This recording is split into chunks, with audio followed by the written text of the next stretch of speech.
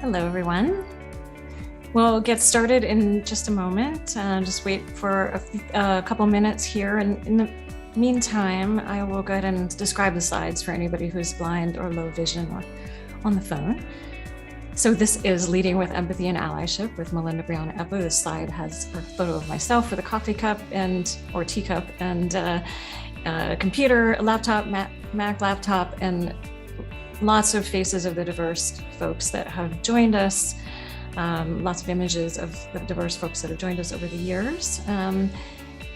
My book, How to Be an Ally, is available now. The slide says it's the right thing to do, it's the just thing to do, plus it's good for business, and it makes us all happier at an image of my book at melindabriannaepler.com. Coming up next, our next live event is March 1st. To be the first to learn about our panelists, you can follow us on social media at Change Catalyst on Twitter and Facebook, and at Tech Inclusion on Instagram. And you can learn more about the series. This is the same slide as earlier with a photo of myself and about 30 of the or 40 of the folks that have joined us over the last 2 years. Season 6, ally.cc, and that hashtag is Allyship Podcast. And this slide's strategies for supporting Black leadership in the workplace with Tonita Webb, William A. Adams, and Melinda Brianna Epler. And it has images of the three of us and the Change Catalyst logo and Leading with Empathy and Allyship logo. This is created by Change Catalyst, changecatalyst.co. And this slide has our logo on it as well.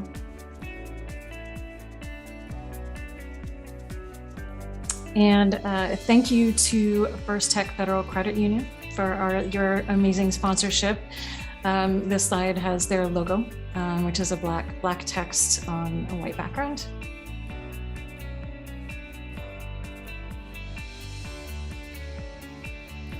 And ASL interpretation is by Interpreter Now, www.interpreternow.com.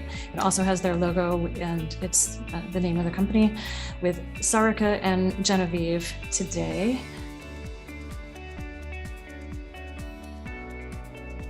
And as we get started here, please do introduce yourselves.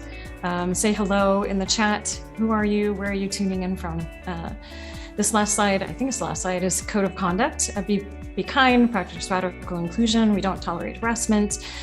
For more information about that, you can go to ally.cc/COC. Excellent.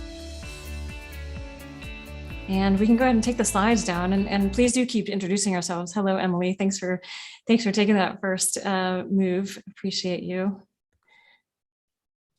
So, welcome to our Change Catalyst live event series and the Leading with Empathy and Ally show, where we have deep, real conversations about how we can all be more inclusive in our workplaces and our communities, really lead the change. I'm Melinda Brianna Epler, author of How to Be an Ally and founder and CEO of Change Catalyst, where we build inclusive innovation through training, consulting, coaching, and events. Happy Black History Month. And also happy Black Lunar New happy Lunar New Year as well. I want to start off Black History Month. We really wanted to have a conversation that goes beyond the basics, beyond diversity in recruiting. While recruiting is important, many companies start there, end there, and we really want to make sure that we're going deeper. So that's what we're going to talk about today: strategies for supporting Black leadership in the workplace, with Tonita Webb, who's the CEO of Verity Credit Union, and William A. Adams, who's the technical advisor to the CTO at Microsoft. So welcome, both of you. Thanks for being here. Thank you. Yeah. So before we dive in on screen, I just want to say a couple of things about our interpreters and our captioning. On screen, we have ASL interpreters Sarika and Jen, who will be tag teaming the interpretation from Interpreter Now. And you can learn more about them at interpreter-now.com. And this is also being live captioned by Maggie at White Coat Captioning. You can turn on captioning by going down to the bottom of your screen and clicking I think it's called subtitle now. They changed it, and you can change the settings there as well. And as I mentioned, we have a code of conduct. Everybody has been amazing, so I'm not worried about it. But if you want to learn more, go to ally.cc/COC. And thank you all for introducing yourselves. I see Charity, Julie, Charity from San Francisco, Julie from Seattle. Pamela in Texas, Grizel from San Juan, Puerto Rico, Felicia in Chicago, Araya, hello, in Durham, Stephanie in Austin, Jerica in Chicago, Madison, Fort Worth, Florida, awesome. Claremont, Florida, awesome. Welcome, everybody. So we will have time for questions at the end. So please, if you have questions, put your questions in the Q&A function so we can find them easily. And then use the chat freely. Love to know what's resonating with you, what you're learning, and so on. So please do share. All right. So Tonita and William, we always start with getting to know you more about you personally. So if you could just start by saying a bit about your story, where did you grow up? How did you come to do the work you do today? Anita, please go. Sure. I grew up in Southeast Virginia in the Hampton Roads area. I grew up in a single parent home. I'm the oldest of 3 kids. And my mom, unfortunately, when I was about 5, was diagnosed with lupus. So most of my childhood was her struggling with her illness. And oftentimes my siblings and I had to go live with one of her sisters because she was too ill to take care of us. I grew up in low-income housing, and a picture that was not encouraging for me to really do anything positive. But one of the things I gleaned from my mom as she struggled with lupus is this faith and this desire to keep going forward. And I knew I did well in school, so that was kind of my ticket out as I saw it. And I went to undergrad at Hampton University, and I wish I could say I had it all figured out. I didn't. I didn't know what I wanted to do, so I decided to go into the Air Force. And I was a police officer in the Air Force, just kind of fell into that. And the Air Force is what got me out here to Seattle. And, you know, we lived in Seattle for about 4 or 5 years and left and lived in Key West, Florida. And that's where I got introduced to human resources. And I realized that was kind of it for me, people. Understanding the humanity in people. I left out when I went to Hampton, I was an engineer major because I did well in math and science, and everyone said that's what I was supposed to do. Mm-hmm. But I am kind of an extreme extrovert and chatty Cathy, and that just didn't work well in what I was studying. So I switched gears to business. My husband and I decided to leave Florida and make Seattle our home. And I worked in various industries. And after having my last kid, which I'm a mom of 4, and I put him in preschool, I decided to go back to work. And it was at a credit union as an HR manager. And I was just hooked because this was my opportunity to help people on a deeper level. All of us at one point in time have thought about finances, worried about finances, and I was able to see up close and personal the inequities in finances. And so I learned everything I needed to know within the credit union industry, and you fast forward 16 years, and today I get to serve as Verity's CEO. Wow. That was my life in a snapshot. And then I'm going to hand it over to you. Well, quite a snapshot. Yeah.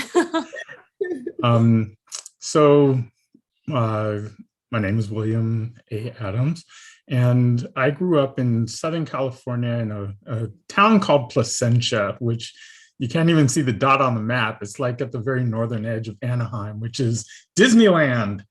So I grew up around, at that time, there was a strange juxtaposition of orange fields, strawberry fields, and Rockwell International.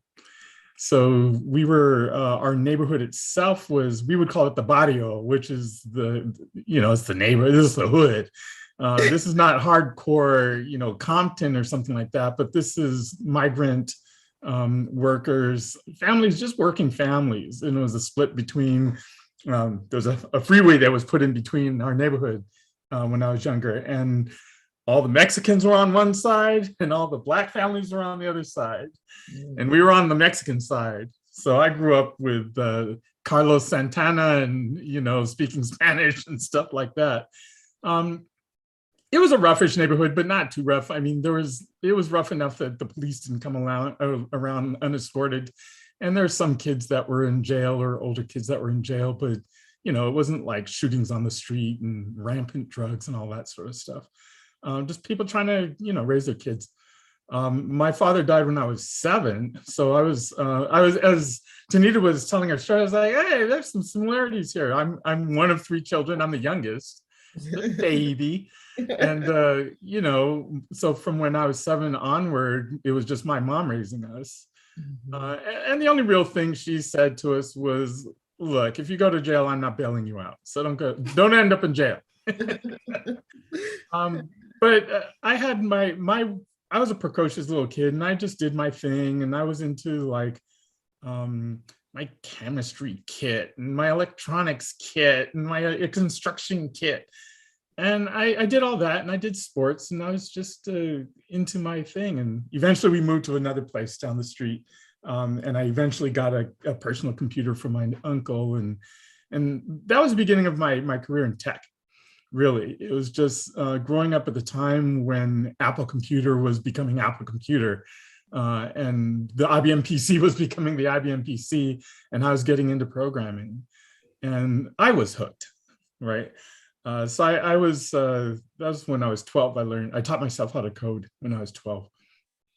And there was just a series of things after that. I went to UC Berkeley. I started a company with my brother in software development. We did all sorts of stuff in Silicon Valley, which I won't go into, but I ended up at Microsoft in 1998. And I've just had a series of shipping software and doing killer things like, oh, we're going to hire more women and minorities. It's time to do that now. And setting up programs to do exactly that and hire hundreds of women and minorities over the last few years. And I just keep going. It's like I helped pull us into creating development centers in Africa, Kenya, Nigeria, and presently I'm doing the same for the Caribbean. It's like, we need to be there. So, that's what I do. It's always a mix of humane things and code. I've never stopped coding. Awesome. Thank you both for sharing that. Yeah, I appreciate that. Just one more thing. Oh, yeah. She said extreme extrovert. I would say I'm not an extreme introvert, but I'm on the opposite end. This is going to be fun there. I love it. I'm an introvert as well. So there we are.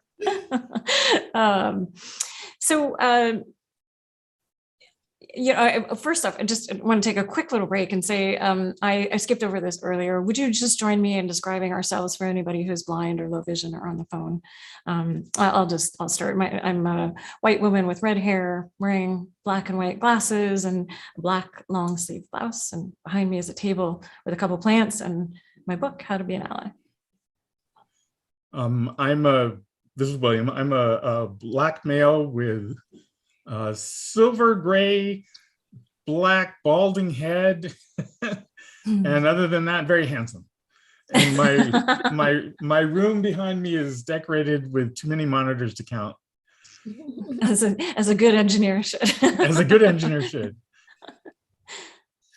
I am a Black woman with medium length hair. It's reddish brown at the moment, so that'll let you know it's not always that color.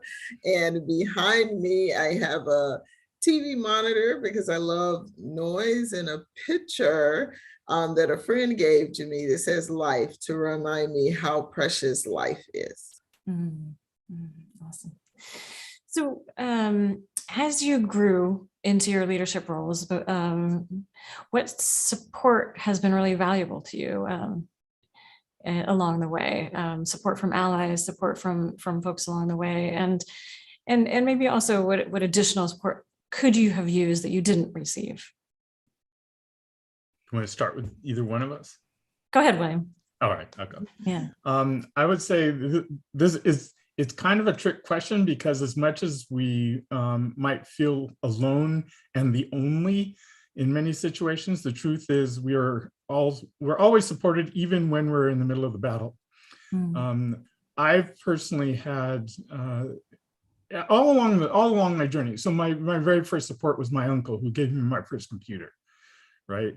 And there were mentors around that I recognize now, that I didn't understand what mentors were when I was younger, but I recognize now as like, oh, the podiatrist that gave me my first computer book, that's kind of a mentor, someone who believed like, hey, young man, here, maybe you'll be interested in this. And it was a brief encounter, and that's it. He gave me one book, and I still have that book today. Right.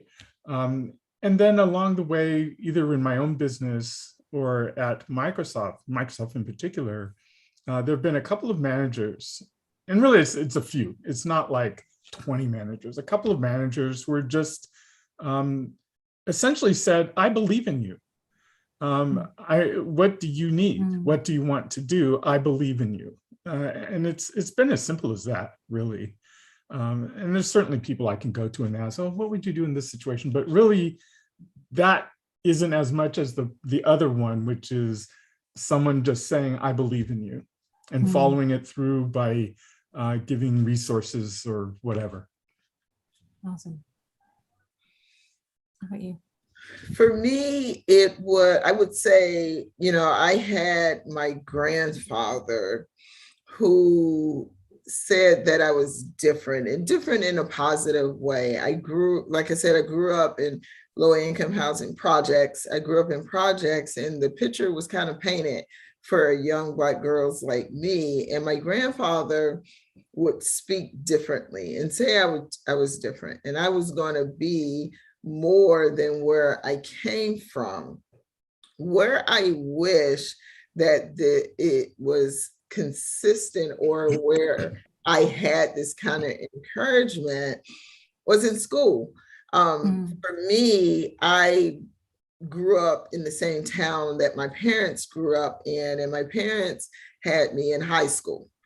And when I was I think I was going into the 6th or 7th grade, and I was a little younger than everybody else because my mom said I talked too much, so she lied about my age and put me into school. So I was probably about 11 in the 7th grade. So I was a little younger than other folks. And when I came in, I had already known my teacher also taught my mom.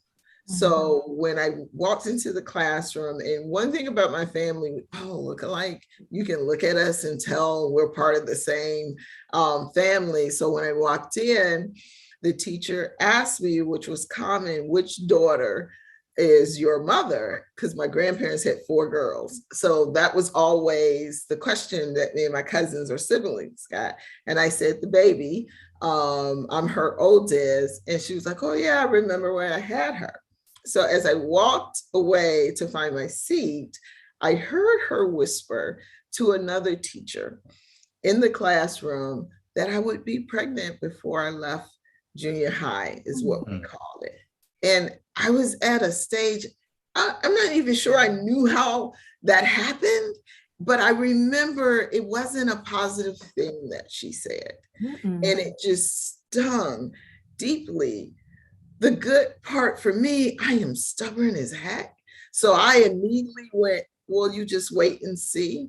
But I also realized not everyone goes there first. So if I wish in the beginning that teachers, folks outside of my family who love me, saw my potential and encouraged that. Mm, mm.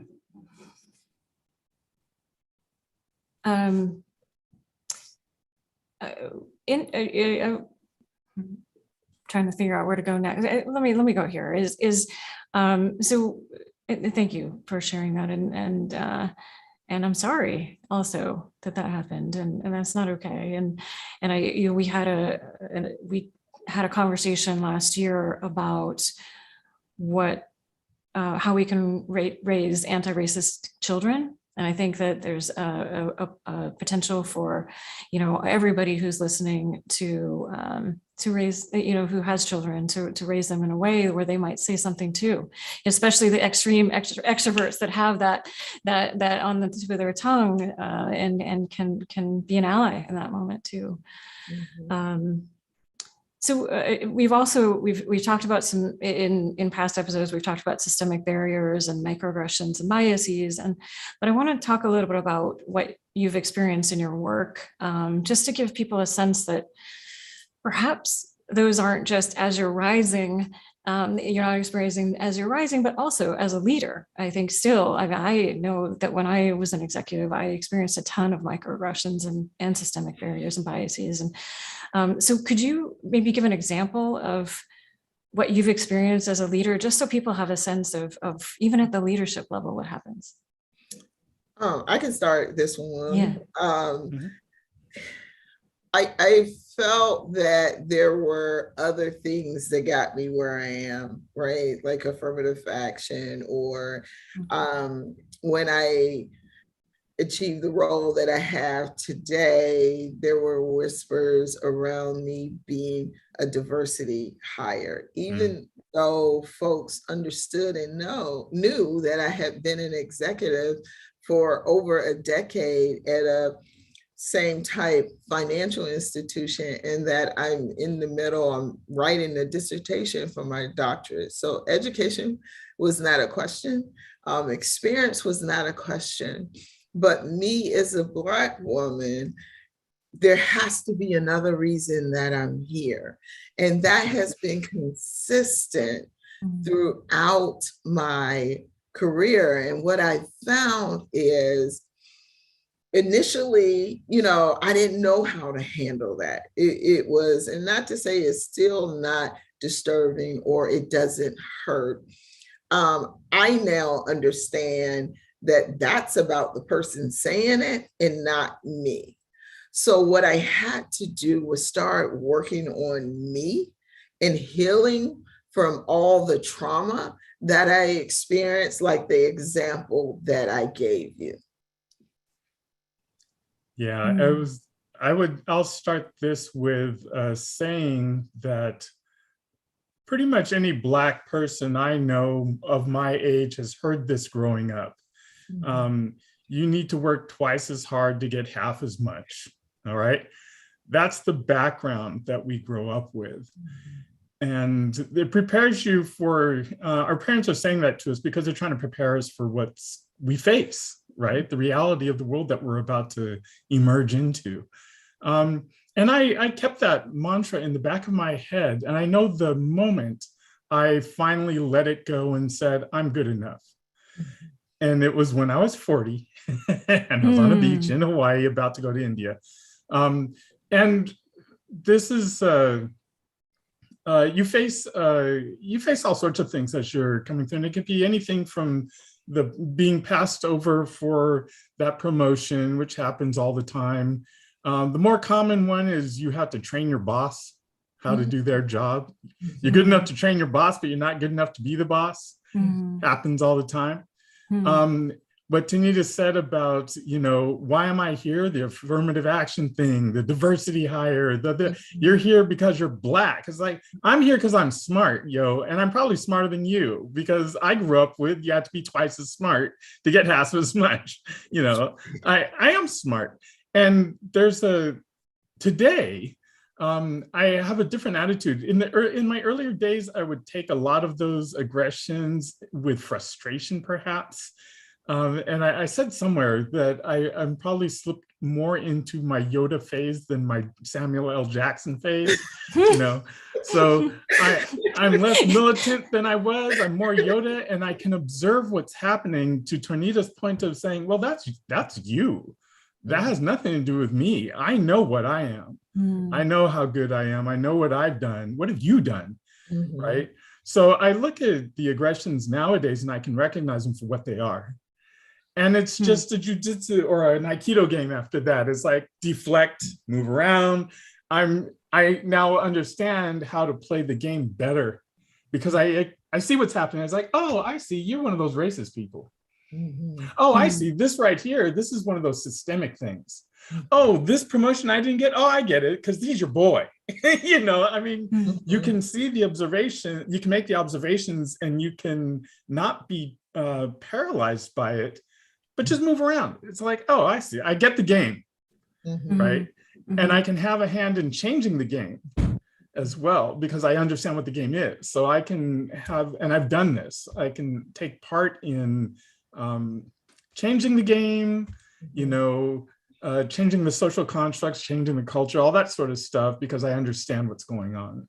So yeah, those aggressions are out there. It's hard to get rid of it across the board. We're humans and we're always going to do that kind of stuff, but we can be aware that they exist and train ourselves on how to navigate in this environment and float on the wind, if you will. Can I add to something William said, Melinda? Absolutely, I agree. It is that it's almost like you're in a maze of systemic pressures and microaggressions. And one of the things I remember early in my career, folks who were previous generation would say, well, yeah, that's what I had to deal with. And I get, probably why they said that in the space that they were in, because things were much different then than they are here today. But one of my commitments is to make this place, this world, better than when I arrived. And just to say, well, that's what I dealt with, is just not acceptable to me. And I love what you're saying. We understand the game so we can change the game. My kids behind me, the next for generations to come, should not have to deal with the pain and trauma we have had to deal with as we have risen in our career. Amen to that. And I've actually told younger people, it's like, look, they might be new people into the company and they might be like, oh, this and that and is wrong. And I say, look, I didn't work as hard as I have so that you have to listen to this. Go tell them how you feel, because I created the safe space for you to be able to tell it like it is and be prepared to walk, because you can go get a job over there. Don't be afraid. I did the work so that you don't have to be afraid. So go do what you need to do. Right. And that's, I agree with you 100%. It's like, we got here. It's not, we can't say, well, I got mine. Yeah. You're all on your own. Right. It's like, no. And I would suggest that works for all of us too, that, wherever we are, we don't just say, I've got mine, that we're pulling everybody else up, and as a white woman, pulling up women of color and so on, and really supporting and helping them thrive. And I think that's a great impact that we can all make if we all were to work to make our workplaces better than when we arrived. Yeah. What a better place it would be. Yeah. Let's do that. Yeah. Okay, let's do that. So maybe this would be a good segue into how do we do that. So let's talk a little bit about I think there's a few things that you both are saying around solutions. One is the systemic issues that we need to change. Another is I do think that recruiting and the work that you're doing, William, there around expanding the market to more places with diversity is really important. And then what we do internally in our cultures to retain. And that actually there's one more of healing I heard in there as well as our own self-healing. And so maybe could we talk maybe about, William,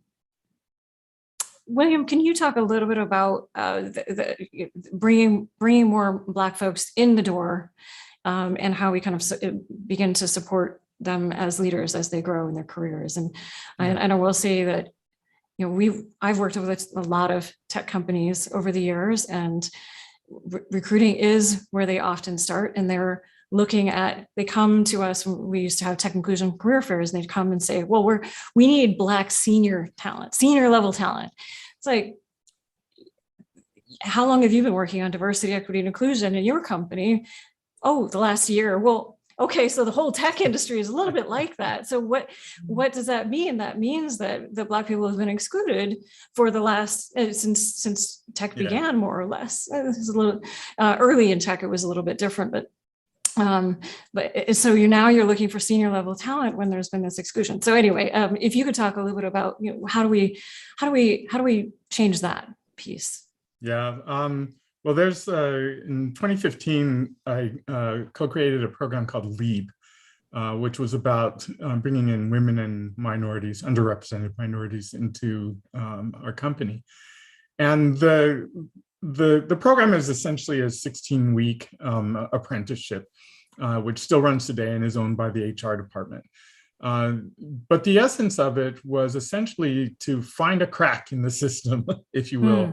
And to say, well, normally you just get college hires and they're the only ones that apprentice, and otherwise it's industry hires, which have to have 10 years of experience or whatever. So you're not going to find people who are in between. So this is where the program came in. And the way the program works is the first 4 weeks are essentially, quote, in classroom. And all that means is that we bring them in cohorts. So there might be anywhere from, 30 to 50 of them at a time. And you form a cohort because you're trying to build that social network, right? From day one. Because one of the biggest challenges to any subculture joining a larger culture is that the subculture gets snuffed out because they don't find their footing. So they have to adapt and be absorbed, right? And if they can't, they just get spit out, right? So you bring one person one Black guy from South Carolina and drop them into an all-white male group in, Seattle. You don't tell him where to get the best food that he likes, where to get his hair cut, which neighborhoods are going to be favorable, not even which radio station has the kind of music you want to listen to, and you say, succeed, right? And they're like, and they're out within a year, right? But if I bring 50 of them at once and I let them gel with each other and form a social group, a social network, they're more likely to succeed, right? Because they're a group. They're not just one-offs. They can't be picked off so easily. And they have a stronger voice. And when they're coding on their own or whatever, and they're like, man, I don't want to go to the majority culture and ask for help because they'll think I'm weak. But you can turn to one of your 50 friends because you're all in the same boat and you'll support each other, right? So that's one of those things where we set up, the important thing is setting up the social construct, the social network, so that these people are together rather than one-offs. And that's an important thing. And it goes up to the executive level as well. I've just recently, I've met 4 guys, Black males brought in senior, and we're all connected, I got connected to them within 2 weeks of them joining, because somebody said, oh, you're a Black guy, you should talk to William. It's like, whatever, we're going to come together. And yeah, I now have some Black tech bros for the first time in the company, right? And that's important for their growth, because I can be the old grizzled, veteran going, well, you got to do the following if you're going to get along. And they get to stand on my shoulders instead of just being out there in the wilderness on their own. So you have to do that social network at all levels, right? If you really want those people that you work so hard to get in the door, if you want them to stick around, they need social fabric, right? Mm-hmm. And it's awesome. This isn't your day job, right? What is your? No, I want to just be clear for everybody that, yeah. What is your answer to that? Well, I would say that my day job, someone described what I do as, oh, you have tenure. And what that means is, and there's no such thing as tenure. Let me be clear. We do not have tenure at Microsoft.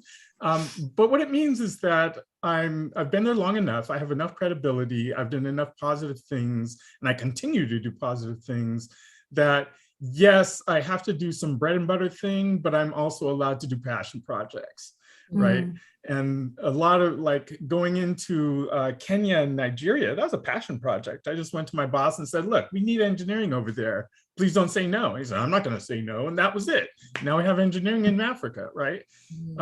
So doing these things, sometimes it is my job. Like the LEAP program, I started it when I had a day job. But within a couple of cohorts, I said, this has to be a full-time thing. And one of my supporters said, okay, I'll pay your paycheck, keep doing that, right?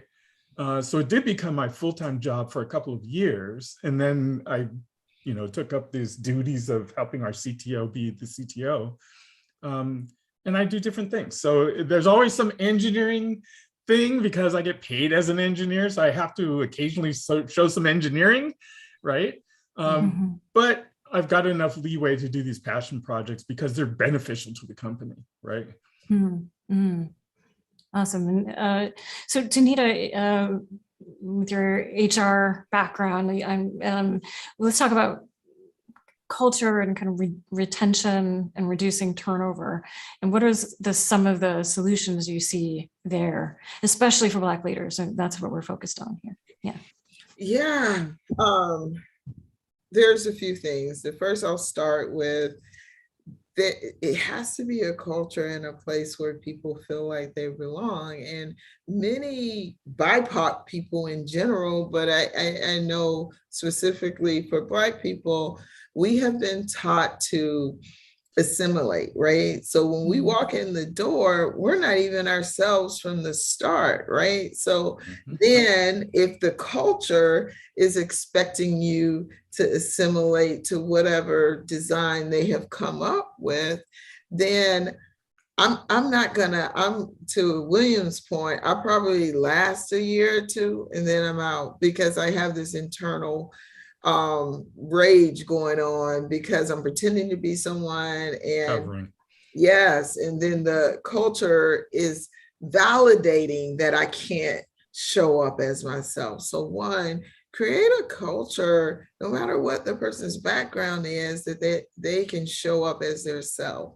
Growing up where I grew up taught me so many valuable lessons, and it was definitely a part of my journey and how I got to where I am. So if I try to pretend that's not who I am, then it's not going to work out. Two, as companies, as we've talked about, going to these DEI programs, you have to build in healing and care. As we bring up historical issues, as we talk about microaggressions, racism, the system, this is not new for BIPOC people. We know this has happened. We know these things are in place, and it's draining, it's traumatizing. And if we're just constantly throwing this information at folks to change the greater good, it can be damaging to your BIPOC folks. And they will get to a point, and I've even had to check myself in that journey of, I'm tired. I am glad you are on board to change things, but right now I I don't have the energy to hear about your plans or how passionate you are or how disgusted you are with whatever is happening in the world. So how are we taking care of our employees as they are constantly hearing this negative stuff that more than likely is bringing up past things for them and re-traumatizing them? Yeah. And then the last thing I would say, equity. Mm. I don't care what your policies are. I don't care how you think you're hiding salary and benefits. Folks talk. And BIPOC people end up understanding, knowing, finding out that so-and-so, their white colleague makes more than them and has less experience and has even done less for the organization. There is still an issue with pay equity for BIPOC folks in general and for BIPOC women. You can go down each race and ethnicity in the BIPOC realm, and it's terrible compared to what they make versus their colleagues. Absolutely, absolutely. I don't have the statistics offhand, but what we'll do is we'll share some resources in the follow-up, and it'll be on our website once the video and the podcast comes out. So so people can learn more about that, because the numbers are pretty significant. They are very significant, and it adds up over your career as well. It's the long-term wealth and intergenerational wealth too that it is impacting. Absolutely. As well as the personal perception of value and all of that as well. And I just want to add, the pay inequity not only negatively impacts BIPOC folks, it impacts all of us. That is wealth that's not being put back into our economy. So to pay fair and with equitable practices, we all benefit. Absolutely, absolutely. So this gets, you started to go into this a bit around healing and the importance of healing, but I want to ask you both, there's been a new, broad, I wouldn't say a new focus, but a wider focus, a broader focus on race and improving diversity, equity, and inclusion for Black people in particular since George Floyd was murdered. How has this impacted you, honestly? And has this led to the systemic change that we need? I will go first. Go ahead. The George Floyd, there's so much wrapped up in that particular incident. First, for most Black folks, well, first of all, it's a grotesque moment in time, right? And what made it grotesque is that we're all home for the pandemic and we're all on our screens and YouTube is live and everyone has 4K HD cell phones capturing the event. So you couldn't avoid it, right? Now, for a lot of white people and others, I heard colleagues say, that's the first time I've ever known that there was any problem. It's like, okay, so you've been walking through, maybe watching too many Jeopardy episodes rather than seeing what's going on in the world. For a lot of Black people, it's like, they got another one. He's not the first one that year. He wasn't the last. And in the last 400 years, he's just one of a million. We had a whole city wiped out by white folks, and the history books didn't even blink. So, there's that. But for me as a Black person, another thing happened, which was activation. I was already on a path of trying to do things, and I had that leap behind me, and I was woke at that point. Even before that happens, like, what can I do? I got to give back. I'm getting older, tail ending my career. It's time to start giving back. That helped crystallize it, and I put a number on it. Most immediately I said, all right, I'm going to spend $100,000 on investing in Black businesses. That's where I started. And I've continued to say, I want to help develop Black businesses because that's important, right? And it's something I can do, not because I'm a multimillionaire, but because I've had all this experience of my life that I can now help apply the next level. LEAP was one level of thing. Now there's this business level of thing.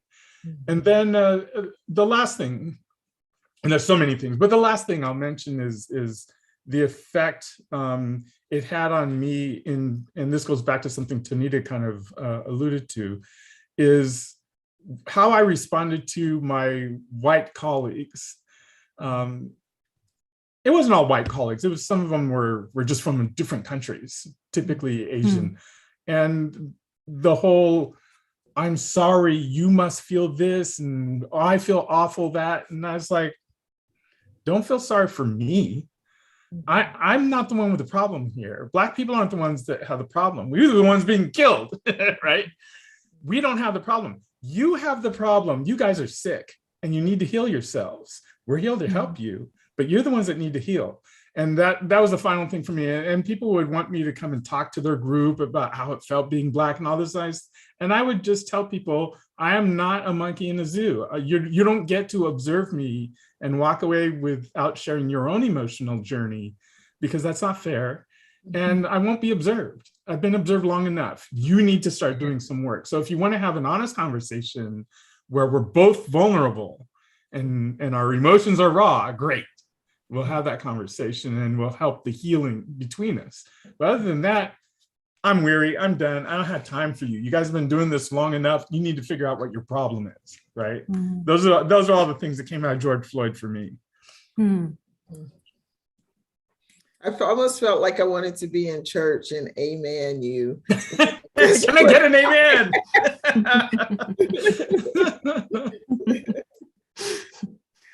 I guess I can pick up now. I'm sorry, I got so engrossed. The collection plate will be coming around. For me, much like William, I really felt that I was in a space trying to change things, right? And my family would say to me, my Southern family, like, "Woo, girl, your mouth is going to get you in trouble," those type things, right? So I thought I was there until that happened. I had also recently made a transition where all three of my sons, I have 3 sons and 1 daughter, were adults. And right a couple months before George Floyd, Ahmaud Arbery happened. And I have athletic boys that'll go for a run. And my world was just rocked in a different way, because when I saw these things through this lens as a mom, I had seen things my whole life, but now I'm a mom and I just was grappling with, I have very little control over what they do now, right? When they were young, I could kind of sort of protect them, but now that they're grown men, it's up to them. And the worry that came over me was just overwhelming. Second, I realized how much I had pushed down that happened to me, that I hadn't ever talked about, that I hadn't dealt with. And I just had this immense anger that, and I will tell you what did it for me was the smile on the officer's face.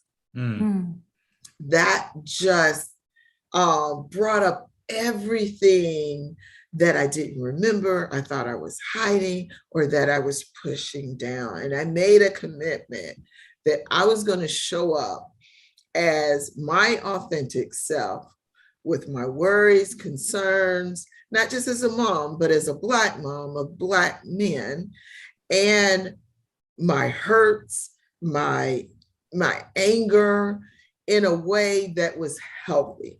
So what that meant for me is I needed help to deal with that.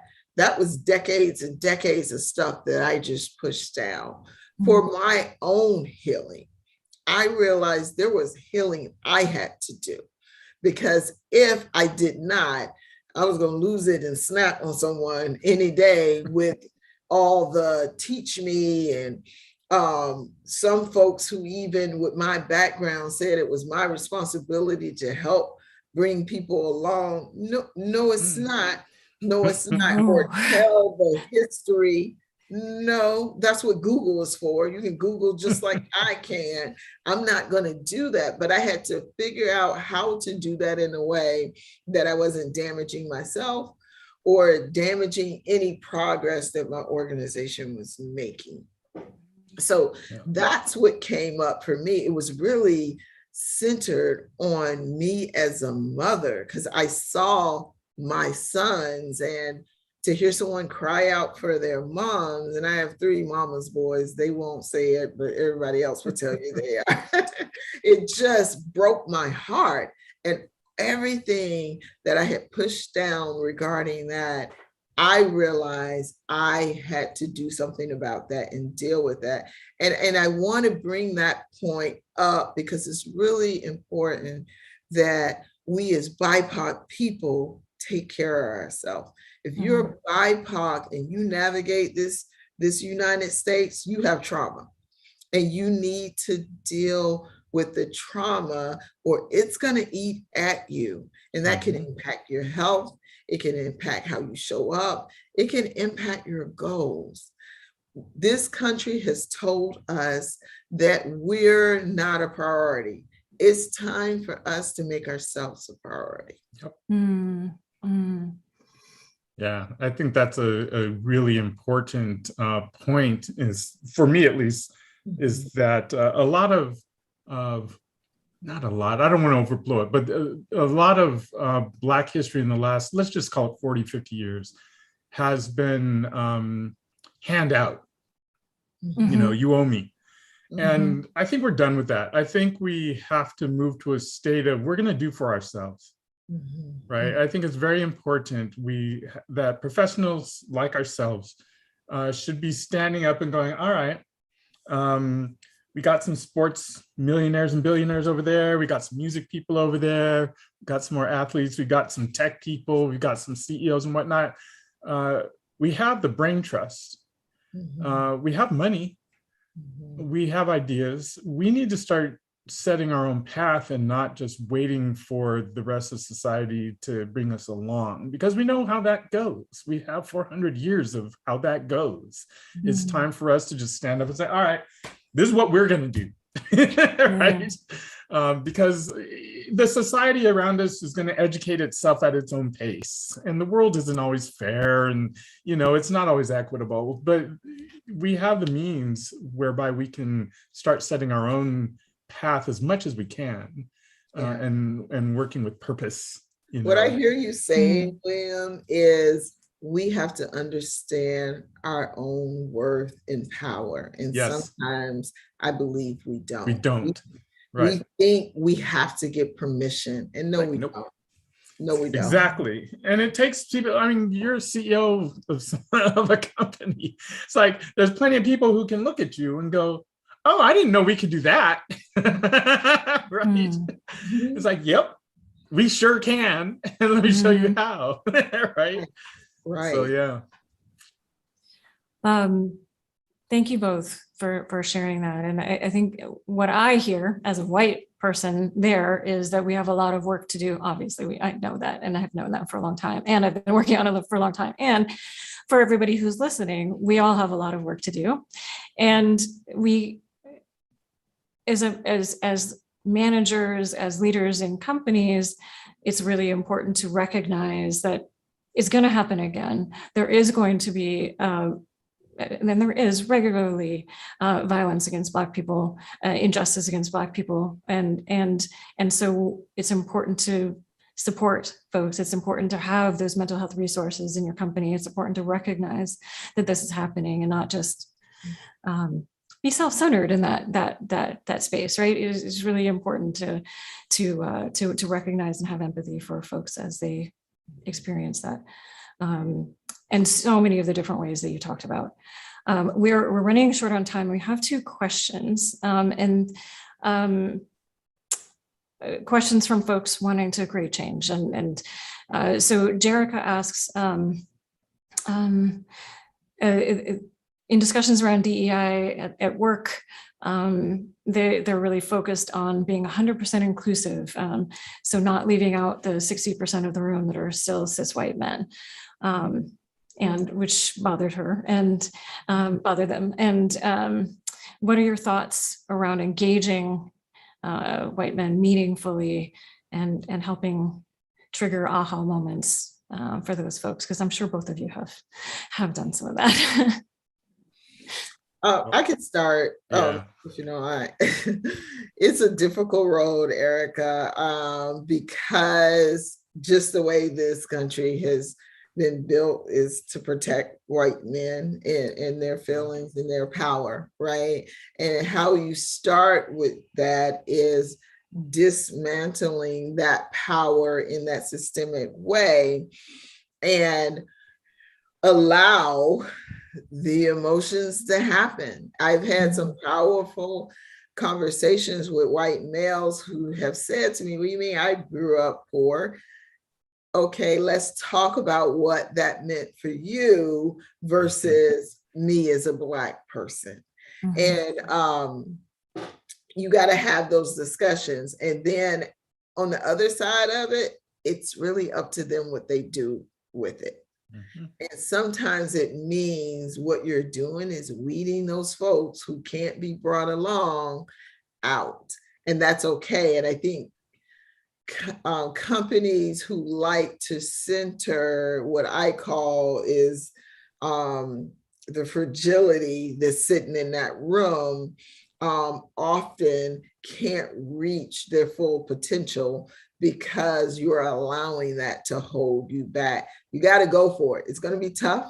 There's going to be people angry and upset, and you let them be. And hopefully they go on a healthy journey to understand why they're so upset. And then if they can't do that, have a nice life. Bye. Right? Because they're don't get stuck there. Yeah. Okay. I'd like to add this a comment that Emily made in the chat about our company, our organization, Microsoft, invested in inclusion, and that's exactly right. And that's what is applied here, because when you look on a global scale, Microsoft's a global company. Here in America, it's all about women, Hispanics, Black, Native Americans, and Pacific Islanders. Those are the top hits, right? That's where you're trying to get in the door because those are the classically underrepresented minorities.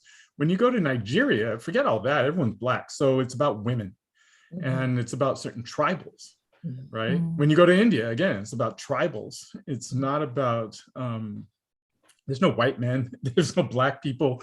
I mean, there's plenty of dark-skinned people, they don't call them Black, but you know, so you have to just recognize that the real game is about how do you include more voices at the table, because that's gonna make your company stronger. So it's really about an inclusion game. It just gets hyper-focused here in the US about the Black thing because we have such strong history on that particular axis, and that's why we're focused on it. But really, it's about inclusion and just asking yourself. So those white males who were threatened, or those males who were threatened in Nigeria, you just ask them, we want to make a better product by including more voices in the product development. That's the game right there. And it's about convincing those people. And like Tanita said, some people, they're just not going to be convinced. Like, look, I got my privilege. I don't want to give it up. Right. It's like, all right, you're off the boat. I'm going to find the guy who's willing to share because we want to make the boat stronger. Right. And that's just the way it goes. And if they want to go down the hill, you know, singing the flag, raising the flag of exclusion, so be it. Right. Hopefully we end up in a world that says, wow, that was an anachronistic point in history where we used to do stuff like that. And now we don't. Right. Yeah. So that's all I wanted to say about it. Yeah. we didn't get to another question here, Emily, sorry. But hopefully we'll be able to address it in the future. One last kind of very quick question. I always end by asking our audience to commit to taking action. So for each of you, what is one action you'd like people to take after listening or watching? For me, what I would like you to do is self-care. Make sure you are taking care of yourself in the way that you're able to do it, you can afford to do it. I would ask you to create a plan, to have a executive coach, a therapist, or yoga or something. How many minutes and hours can you dedicate to becoming your whole self and heal from your past trauma? That's what I ask you to do. Mine would be go read a book from a culture that you're not used to. My favorite one, if you were reading about Black culture in America, would be Black folk tales, because you'll hear about High John the Conqueror and Staggerly and all sorts of Bear Rabbit and all sorts of other fun things. So that would be my commandment, very short. It's like, go read a book from a culture you're not used to, because you'll learn a lot about that culture. Awesome. Thank you both. Really appreciate this. And I'm sure you're seeing the chat too. People are really appreciating this conversation. Thank you. Thank you. You're welcome. Yeah. And thank you all for participating in the chat, for being here, for your questions. Thank you again to First Tech Federal Credit Union for your sponsorship. And just a few last things for continued learning. Last year, we had an incredible panel of Black folks who shared what they want from allies during Black History Month. So you can check that episode 32 at ally.cc. And we've also addressed Black mental health, the emotional tax, the effects of racism on Black men and boys, in particular, intergenerational trauma, and more. So there's lots of ways to deepen your learning through reading, and also through listening and watching other episodes at ally.cc. So thank you all. Happy Black History Month. Please do the work and take care of yourselves while doing it.